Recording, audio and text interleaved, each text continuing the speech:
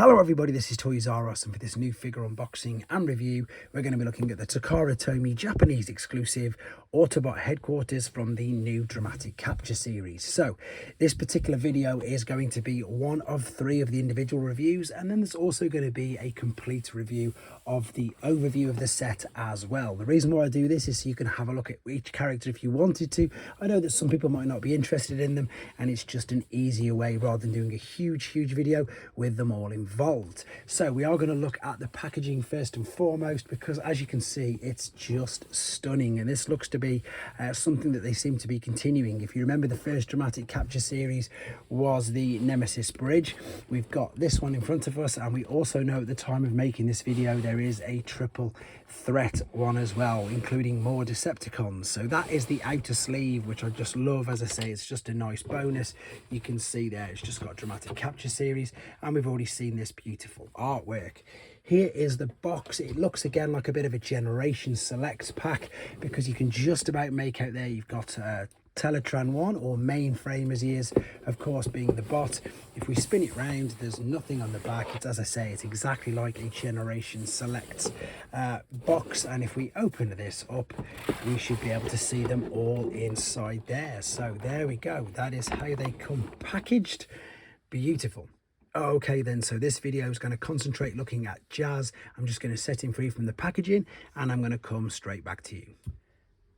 So I've set him free from the packaging, and just before we have a real detailed look at him, I suppose you've got to do this because it is of course the triple set, and as I say, I will be doing a proper, just a quick overall review of them all once we've got the individual reviews done as well. But that's how they look out of the package together. So let's have a look at Jazz then. And now I know that most people's questions are going to be, what's the differences, if any? Now I like to do this normally in the third part of the video, but I'm going to show you, or start it now, shall we say, because what we've got here, this is the very first release. So this is your Studio Series 86 Jazz from a couple of years ago now, I think, at least.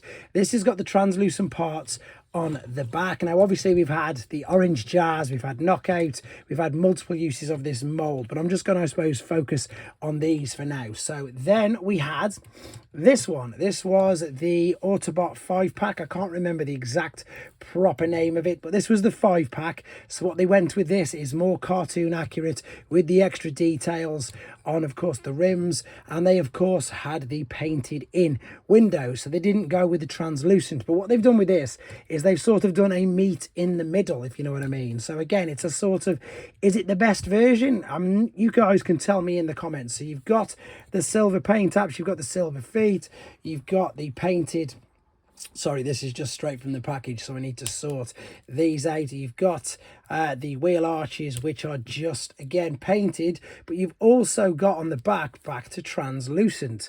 So it really is a complete mishmash. Are they all number 4? Yes, they're all number 4.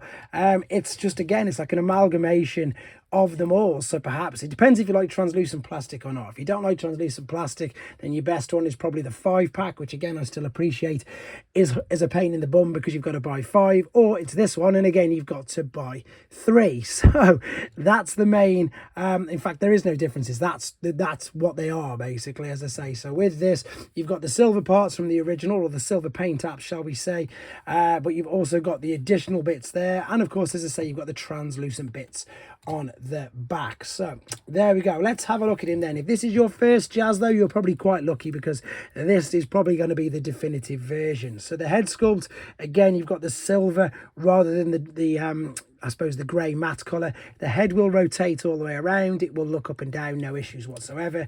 Arms will spin all the way around. You've got a swivel at the top of the shoulder. You've got bicep flexion. You don't have wrist swivel. It does fold in there, but that is purely for transformation purposes. You have a waist swivel, which does get sort of hindered by the backpack, but as you can see, you can move it completely out of the way, no issues. You can do the leg kick all the way forward, the leg kick pretty much all the way back. Again, if you lift this up, you can go past the point of these splits if you wanted to. You can see there's a swivel at the top of the thigh, knee bend, ankle tilt, rock, toe tap, everything you would want articulation wise. The accessory comes with, let's just have a quick look, silver painted. So is that the same as that one? It's the same as that one, which is also, oh no, Yeah, oh no, I think they're all the same. I think all of the accessories are exactly the same, but that's all there is to say about first impressions with him. Again, the jury's going to be out in this. I let you guys decide which one's the best, but we've got more to do. We're going to have a look at the alternate mode, then we're going to come back and do some more figure comparisons and see how he looks and sizes up with some of the figures as well. So let's have a look at him in his alternate mode. So here we are then, back with him in his alternate mode, and as you can see, again, it looks really good. I'm really impressed with the fact I like translucent windows. I know a lot of people will argue with me that exact reason, that they don't like them because they can be quite brittle, but what I like about this is there's not too much going on. You know, it's totally different if you can see like the robot's head or hands and stuff like that, but with this I genuinely think that it works really well. Here's his accessory. I'm not a fan of this in honesty, but I am going to of course show it you anyway. So you can attach it to the roof if you want. You can put a blast effect in position as you can put a blast effect on it again, and you can turn it to the side if you wanted to. There's a few other things that you can do, so yeah, there's loads you can do with it. Let me just keep that out of the way. So let's do this again then. Let's bring them all in, make sure they're all flush. That is your Studio Series 86, so just missing the bits over the top of there. Everything else looks to be, I know, Autobot logo slightly different. There's not too much differences there at all.